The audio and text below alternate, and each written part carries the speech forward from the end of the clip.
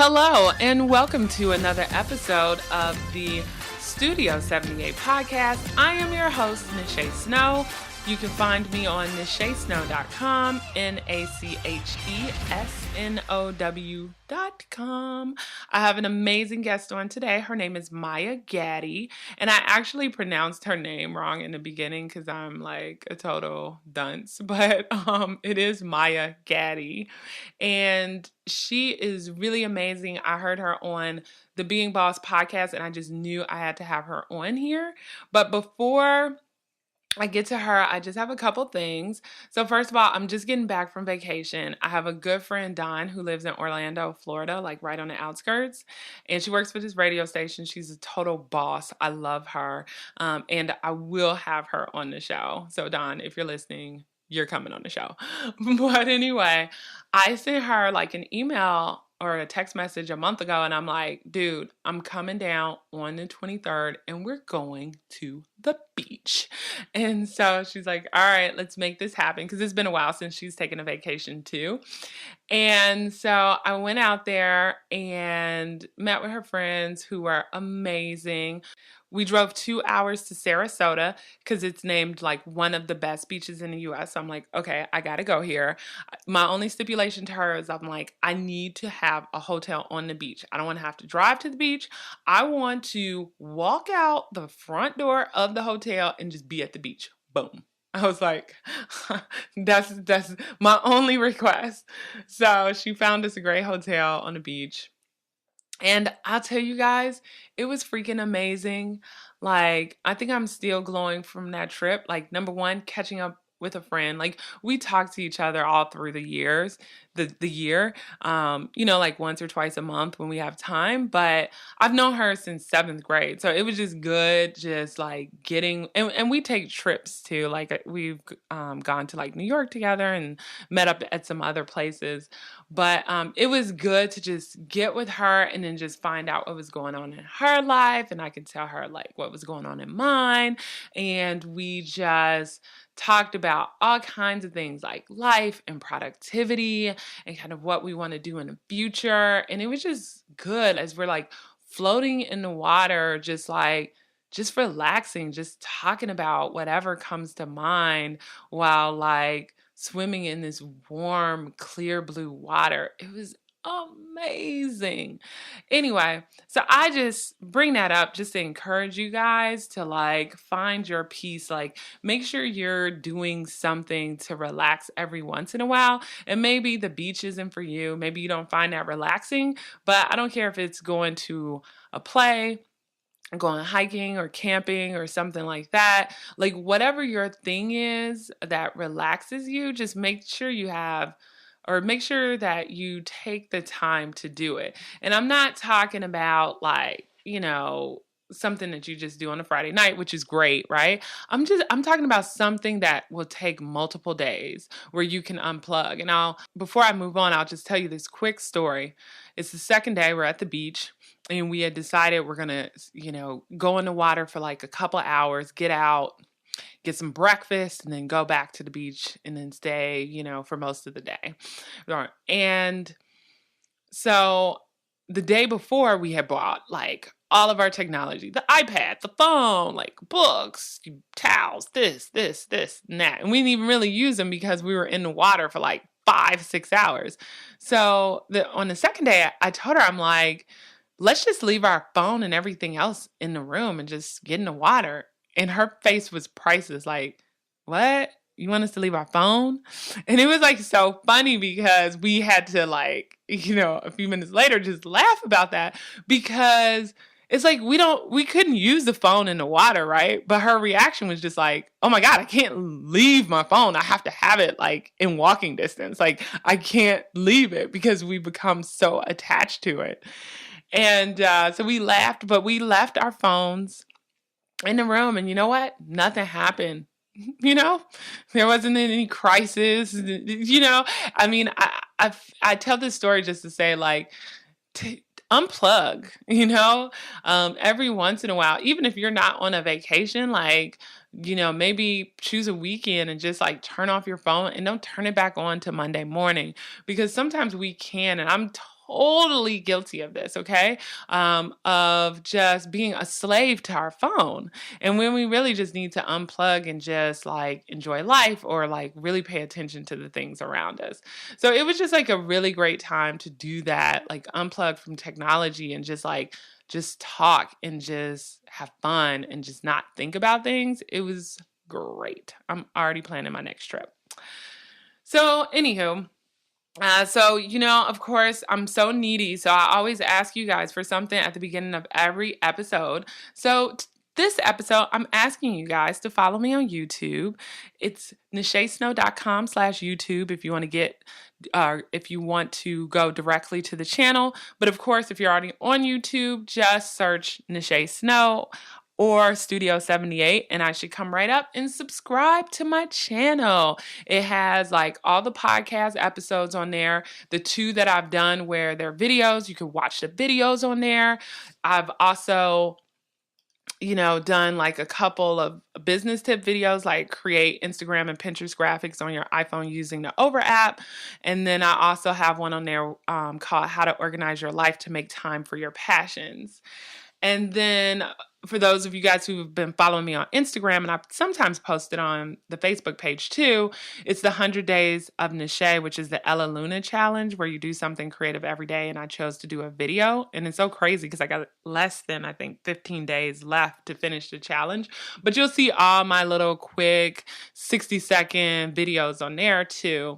And I think after doing that, I might even start a vlog where I do like a longer video series where you guys could see me like editing like my podcast or like what I go out to do for fun or how I go about like making sure I'm doing something creative every week. So I'm thinking about doing it. I'm not sure. But if you're subscribed to my YouTube channel, you'll be the first to know, or my newsletter, because I'll also plug it in the newsletter.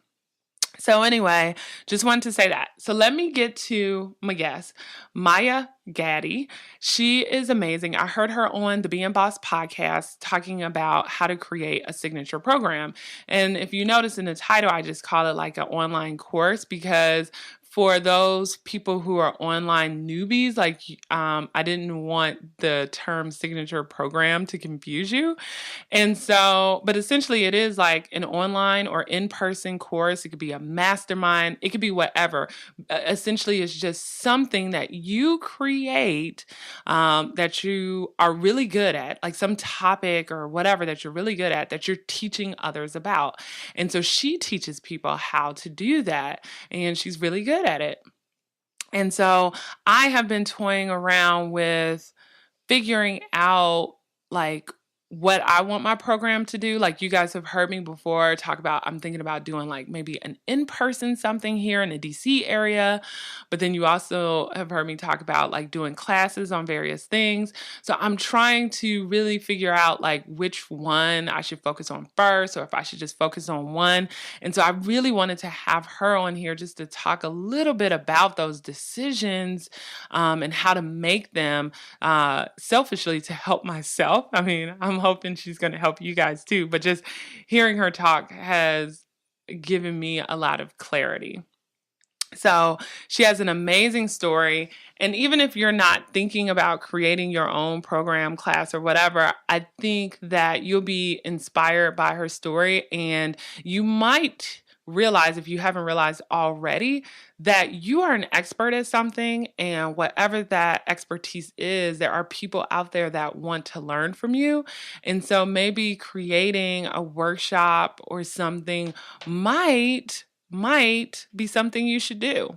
And so she gives like some great tips in here. And I think by listening to this, you might be inspired to share your knowledge in some way. So anyway, I have talked way too long. So I am going to get to Maya. Let's go. Hello, everybody. I have Maya Gaddie on the call today, and I'm really, really excited to have her on. I originally heard her on the Being Boss podcast, and I just knew I had to have her on Studio 78. So welcome, Maya. Thank you so much for having me. I appreciate it. Absolutely. Before we go into your program and tell everybody about it, your signature program, can you tell just the listeners a little bit about you before you started MayaGaddie.com?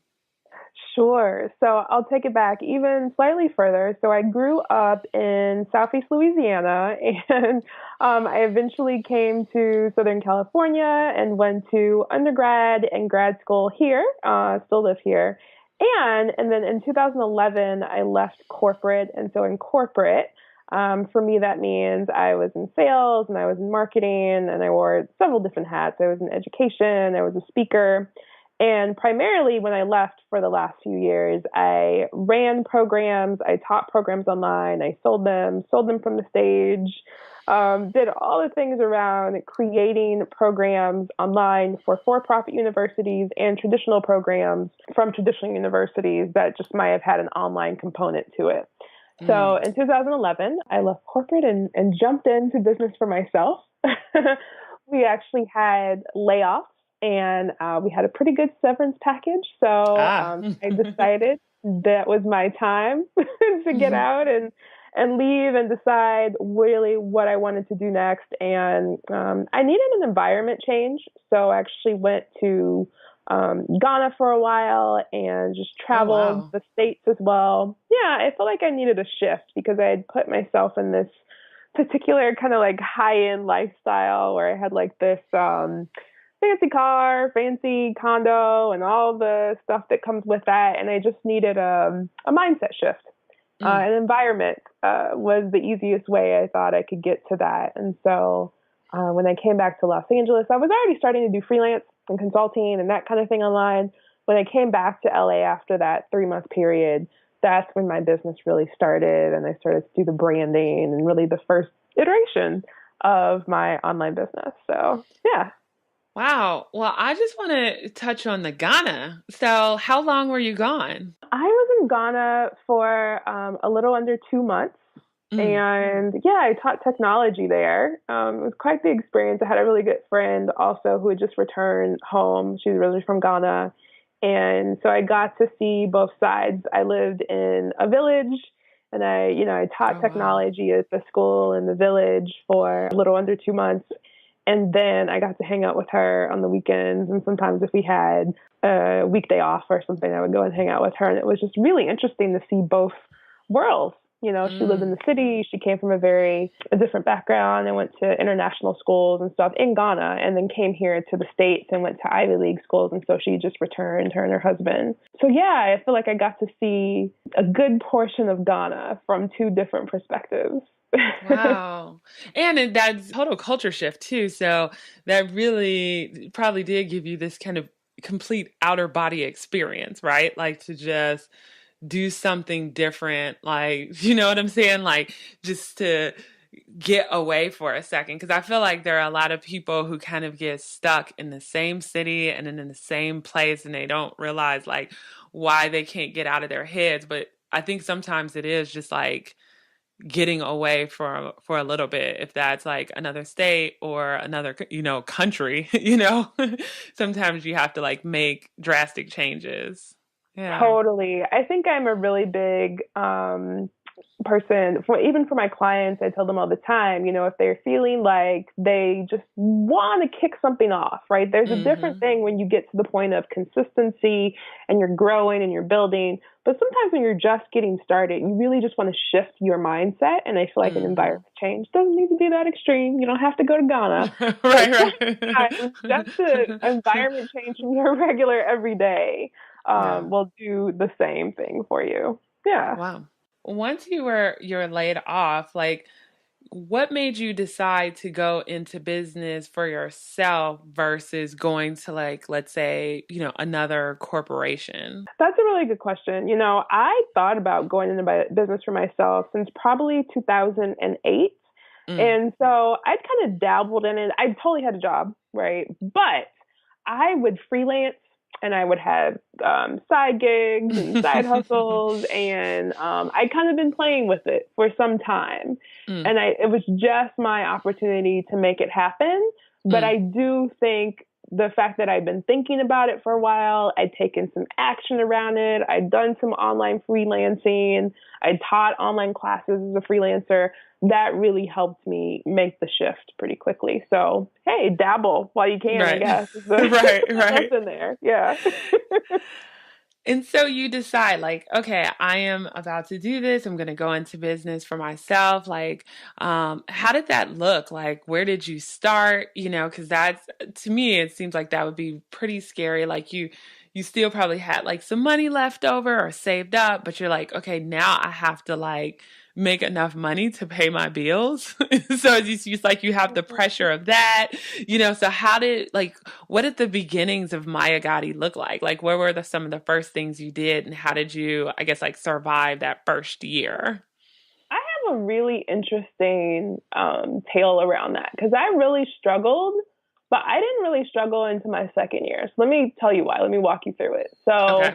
when I first, obviously, I had the severance package, so that Hmm. helped a lot. We negotiated a good one up front before it ever happened, so that was really good. So that was there. So I feel like I had kind of a nest egg or a nice chunk of savings in addition to that. Plus, I was able to pretty easily move into freelance teaching online because I had been doing that. So I Mm. called around to some friends, asked the people I was already teaching, one class for, if I could kind of ramp that up. And that's kind of where I got started. I did TaskRabbit too. And Ah. one of the Mm. things, yeah, that was, I don't even know if I have no idea if it's popular anymore, but that was one of the things I did. But because I did the type of work I did in corporate, I always worked from home or I would travel. And so that was my stipulation when I went into TaskRabbit. And so I had other TaskRabbit friends and stuff. And they're like, how do you get these jobs where it's just remote and you can just travel? I was like, that's just the requirement. That's just the standard that I've set, that it needs to be flexible and that kind of thing. So that's kind of where I started. And from that, I was in sales in corporate. And so I knew how to do phone calls. I knew how to do follow up. I knew how to do not necessarily things you learn in online business about building a list and all this other stuff, but I knew how to get people in the door. Mm. And so I actually started doing tech consulting work for Silicon Beach, Silicon Valley guys, valuations probably about 1 million, that kind of thing, who had solid companies, maybe even on their second or third company, but kind of like middle level. And it was fairly easy. I felt like for me to get into that, I didn't know anything about all this list building, all this other stuff. I was like, okay, I'm just going to make some sales and that kind of thing. So that went pretty well. And I was able to match my salary, at least my base, not my benefits, Right, not my right, right. bonuses. I was able to match my base salary pretty quickly, but I found that I just did not enjoy that work. And I think it's Mm. because the reason I left corporate is because I wanted more heart-centered work where I was able to really involve myself and just put the whole thing into it, right? So Hmm. I eventually left doing that tech consulting work and wanted to move on and switch business models into what I do now, which is really run and teach other people how to run the signature program. So my second year, about 2.5 years in, I struggled. It was a little rough. And Because of yeah, that pivot. yeah. Yeah. And I was still like, sometimes I would just have to pick up a consulting gig or contract or something because I just needed to make that income. And it wasn't totally off base. And it wasn't that I hated that work. It just wasn't, I knew it wasn't exactly where I was supposed to be at anymore. Mm. Hmm. Yeah. Yeah. Wow. So how did you like so you do this pivot and you're like this is kind of the work I want to do but it's not, paying the amount of money or I'm not getting the enough clients in the beginning. So how did you finally like break through and then find like your audience? I actually went to B school with Oh, really I've heard early about up. that. Yeah. Yeah, yeah. So I'll give you the backstory on that though. I actually worked with the very first program I took was um, Christina Marassi, and it was Mm. around branding. I don't remember the exact name of it, but it was like branding yourself. And I actually saw her speak here in West LA, and I was like, okay, this is different. At the time, I'd been following people like Tim Ferriss and Mm. Ramit Sethi, and maybe even Pat Flynn, or soon to be following Pat Flynn. And so that kind of group. And I just didn't know any other female entrepreneurs, and I especially didn't know them in the online space. Mm-hmm. And so Christina was really the first person, and she spoke in LA, but her program happened to be online. And so I was like, okay, I'm going to try it out.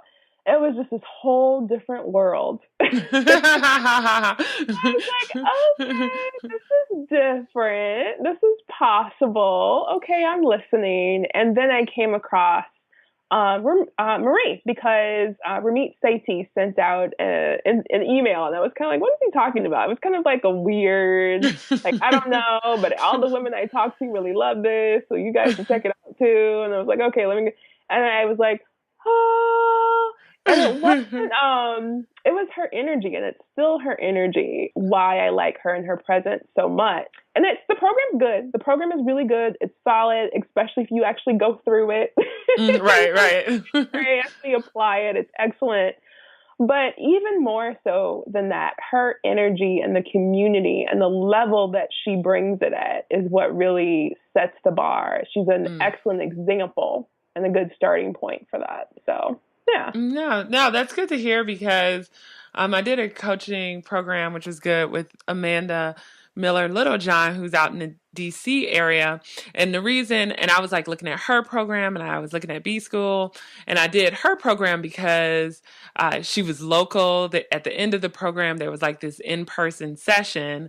And then B School, I was like, oh, that might be a nice one to go to too. But I was like, it's all online. I'm like, wonder how much of a connection there is with like the other women in the program. So it's good to talk to somebody who actually went to through the program and found it very valuable. Yeah, it was really good. And I'm still connected to quite a few of the ladies who were in my original class. And then we get new people every year. So it's a really good community for sure. Yeah.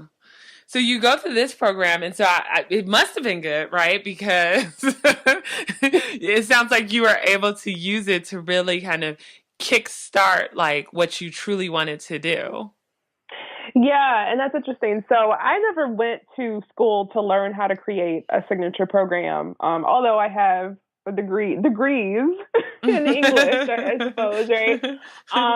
But it wasn't. And then I also was in a doctoral program for a while around educational technology. So I had the education and background experience, all that good stuff, but it wasn't a formal, like, here's how to create a signature program or online course. But Right. I just knew how to do it from my background. And so what B School helped me do, and just being in that space, in that energy field, in that type of community, it was I was able to elevate myself and say, okay, I want to try this program. So my first program was This Is How to Tech. Mm. And so Mm. I created that around just kind of, putting together what I already knew about technology and helping ladies in the online space. I had a few guys in there, but mostly ladies still at the time, to help them figure out what to do with the tech pieces in their business. So that was really fun. At the time, my very first program, I charged $10. And it was all good. It worked out really well. I'm so glad I did it. I'm so glad I did it and just didn't overthink it and overplan it and try to make it perfect. And I made it as good as I could possibly make it. I spent a lot of time at my co-working space and recorded it and did everything. And I just learned so much through that process. So that was really cool. Yeah, and you know, I wonder if you could tell the listeners a little bit about, so you help people like develop their signature programs, but can you talk a little bit about like what a signature program is? Absolutely. So, a signature program is really something that allows you to fine tune what you already do, to leverage Mm. what you already know. So, essentially, taking your methodology or your process and Mm. then putting it into a format or a structure where people can really understand it, walk through it, and get a particular result. Mm. Yeah. I mean, it's really, so it's so funny because I've, myself been thinking about, okay, like, okay, Nache, you need to like come up with a program, which is why, I've subscribed to the Being Boss, but I have like, a good friend and she actually sent me your like the Being Boss email that had like your episode in there, and she's like, Nache, Oh, you need to listen to this. It was Allison. So if you guys look up Allison's episode, she's been on here before, but she's like, Nache, you need to listen. And so, it's so weird because, and I don't know if it's like maybe people like overanalyze it. Like for me, I think sometimes people get caught up in like having the perfect signature program, or you might have like for me, I'm like, I have all these ideas and you're trying to figure out like, well, which one is like the signature, or like, what should I focus on? So when you're like helping people, like, what advice are you giving them? Because I'm assuming that people are coming to you with all these different ideas and you have to tell them like, okay, you need to focus on this one, and then this is how you put it together. yes, that's a really good question. So I actually offer a totally free, like pitch free. If you're interested in working with me, I'll tell you at the end, but it truly helps you get clarity. So it's a clarity conversation where it walks you through exactly how to do this. And to give you a few pointers right now, so I think the three main things you want to do is one, think about what you are most excited about and what you can offer your audience. So I guess there's a little bit of a precursor to step one is, do you know who your audience is? Right. You have an educated guess, right? So you want to think about what you want and need and what they want and need, and where do those things match up and line up? So often that first question you want to ask yourself is, what is your biggest focus and how can you help your audience right now? I think the second question you want to ask yourself is, if you could fast forward 1 year from now, what would be your ideal situation in your business, right? Some common ones are, I want to be able to travel. I want to leave my job. I want to have the income, right? So replace that income, but really go above and beyond that and create a recurring income where you really feel comfortable in your business. So that'd be the second question, is fast forward a year and figure out what's the ideal situation. And the third thing is, how can you commit? So really think about, how can you commit to what your next steps are? So the question I often ask in the consult is, okay, on a scale of 1 to 10, how important is it for you to get a solution or support? Notice I mentioned solution or support. Right. That might be working with me, but it might be I just need to sit down and follow my plan and have a very structured environment for myself, or change my environment. So third question, how can you commit to taking action on getting to that next level? Yeah. And then, just to back up a little bit, so when you said like, when you did your first like program, you sold it for $10, like, did you already have an audience? I did not. And so remember what I said at the top was, I didn't know. So, we think about, if we're an online business, we think about your email list and we think about your sales funnel, and you think about, how can I grow and cultivate and change my blog and update my videos? I didn't know any of that. Right. What I knew how to do was like, I was just going to go outside or online and talk to people. And so that's what I did. I was like, I have this thing I'm doing. I would just go in the Facebook groups, not really random ones, but ones that I was already in and kind of cultivated and kind of started to talk to people. Maybe I had taken a freebie or a program or something like that. And then locally, I was just talking to people I already knew, or someone that people referred me to. So I wasn't just kind of going out cold. I was just kind of starting where I was with people I knew and saying, hey, I have this thing, I'm going to offer it. I would go in and give tech support around it. And then that was it. I would either message them. Sometimes I would feel really comfortable, depending on how I felt that day. Right. I would feel really comfortable, and I would mention it like in a public post. And sometimes if I had a good conversation with that person, I would direct message them in Facebook, or I would ask for their email and say, hey, I just want to share this ththing. And I felt like, I was like, look, it's $10. Right. Like, I'm not asking you for like 2,000, 3,000, right? $10. I'm just going to share what I know as a peer. I really just want to test my payment system. Okay. So I made it comfortable for me. I knew I just need to get started. Right. Yeah. But I mean, that's it. It's like putting yourself out there. So even if you have like later on, a 2,000, 3,000, 5,000 program, you just sometimes you just need that first thing, right? Just to, like proof of concept and make it better, and then go from there.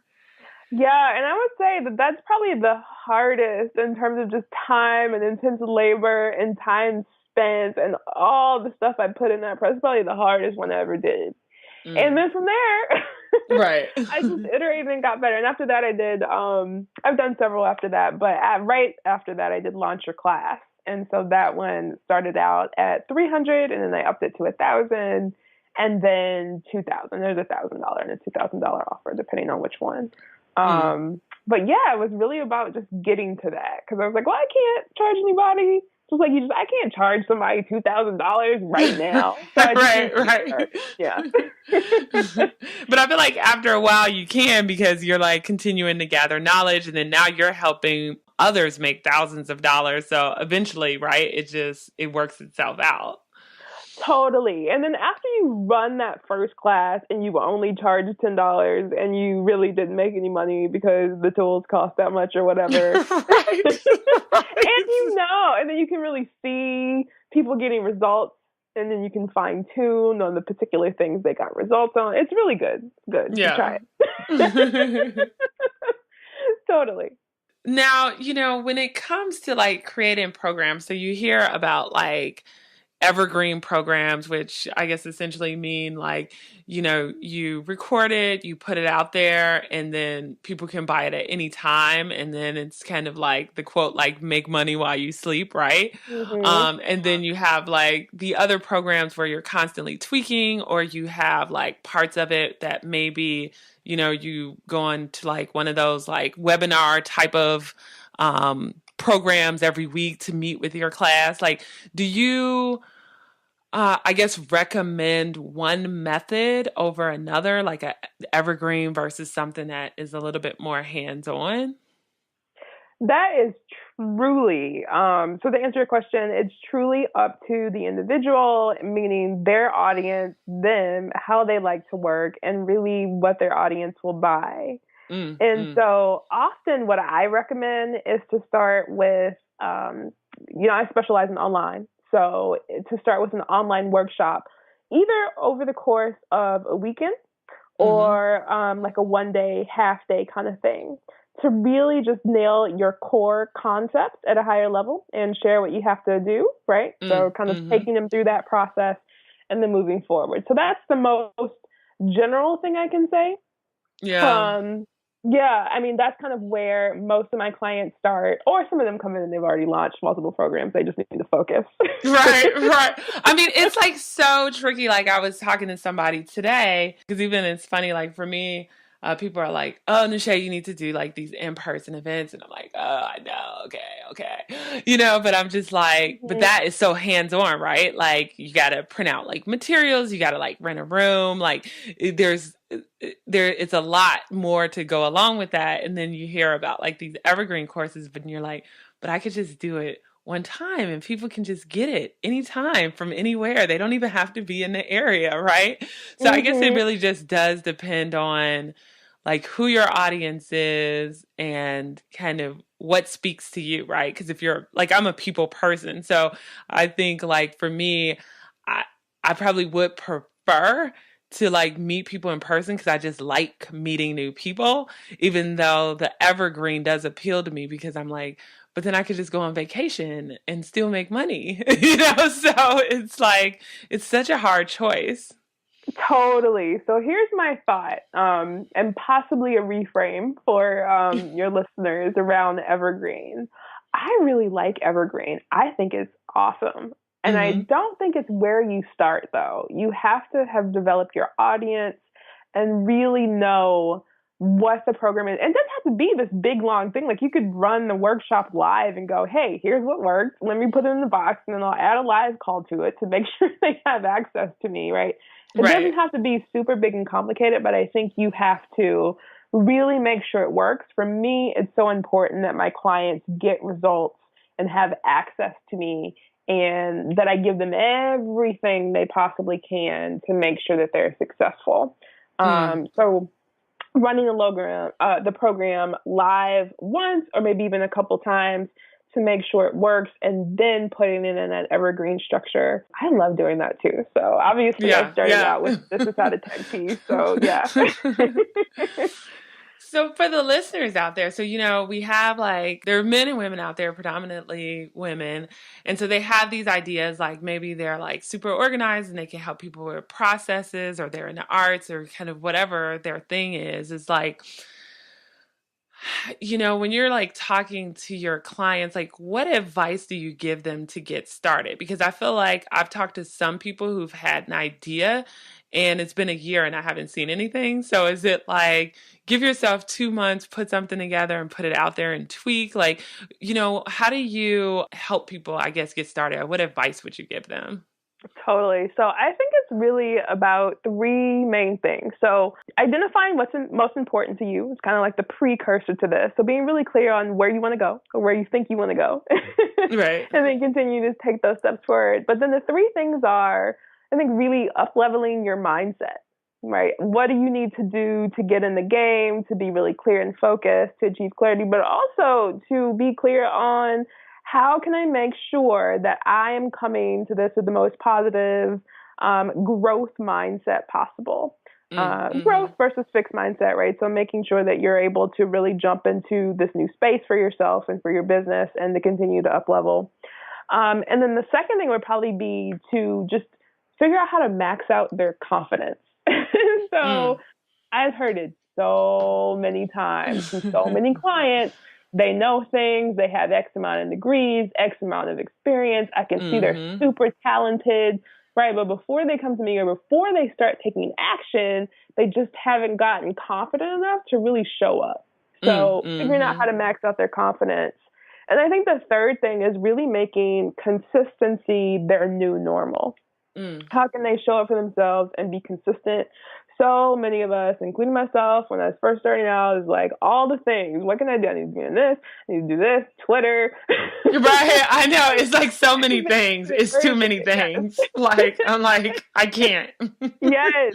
So shutting a lot of that stuff down and saying, focus. How can I create consistency? How is this going to be my new normal? Mm. Yeah. No, I think that's great advice. And then what is your thoughts? This might seem like total random question, but on people like when you're recording like your program, being on camera versus people just doing slides. Oh, no, I like that question. I like being on camera. Mm, So, for instance, with my onboarding process and with my mastermind, everything is on video or camera. And mm, so I mm, really walk people through via video, like here's the next step you want to take, to fill out your first call.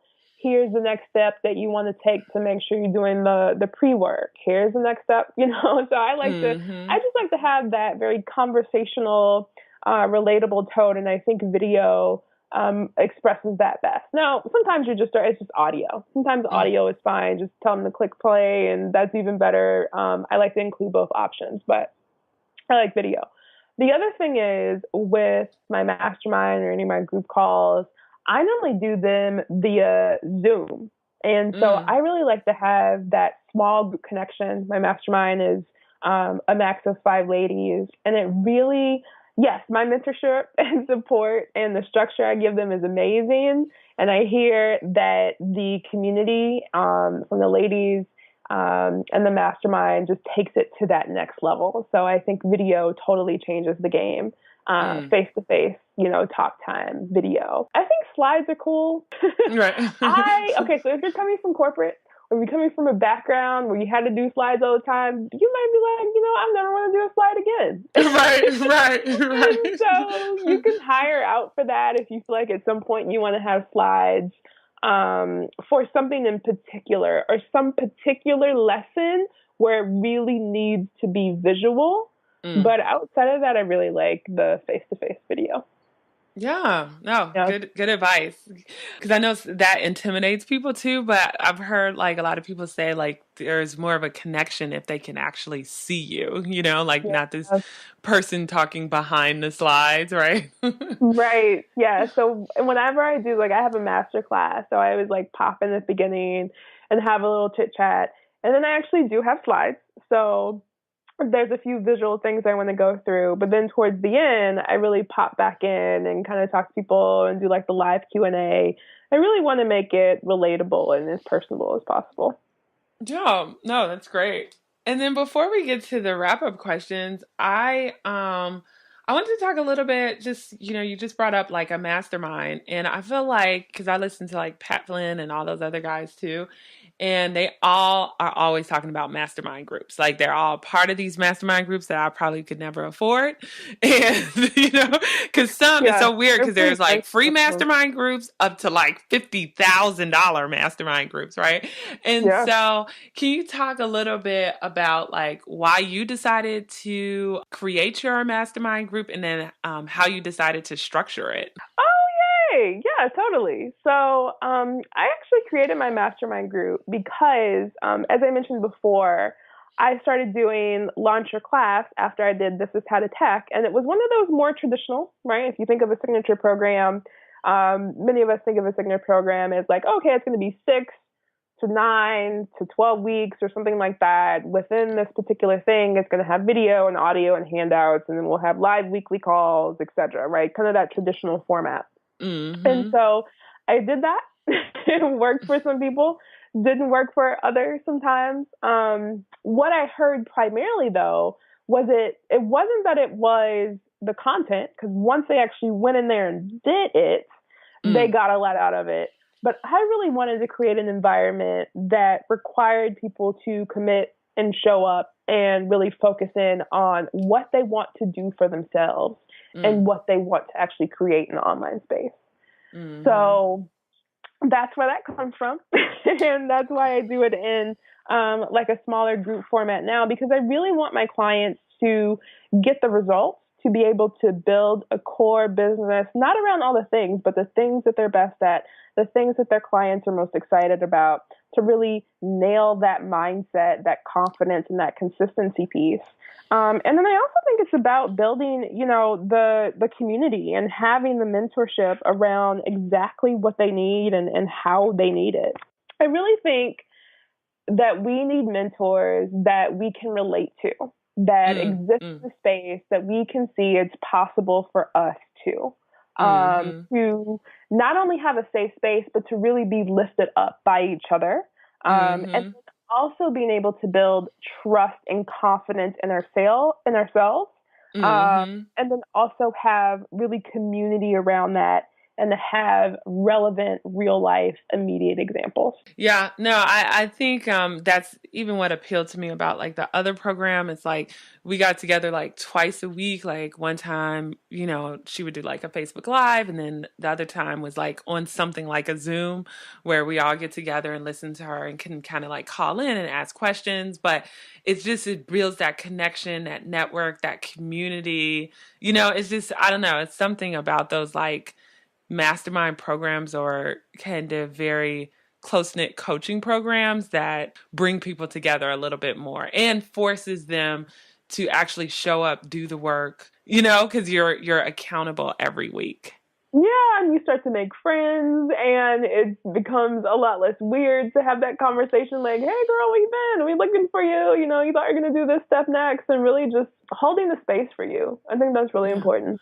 And Yeah. I feel like that's where the trend is going too, because there are so many programs out here that I think people are just buying them, but they're not using them because no one is holding them accountable. Right. And I immediately Like hate I've even that. bought one. Like I bought like a Facebook ads one. I still haven't watched that thing. I'm gonna do it while I'm on vacation this weekend, but I was like, it's been 3 months. Like, Oh, it happens. I brought so many. I normally implement, but I can think of at least one that I'm like, oh, I should probably go back and watch that since I bought it. exactly. But it's because no one is like the person didn't even follow up via email and say like, hey, But what did you think yeah, of the program, or have you? And so I guess I'm like one of those people that need that prompt, like someone to say, like, how's it going? Like, can I help you with anything?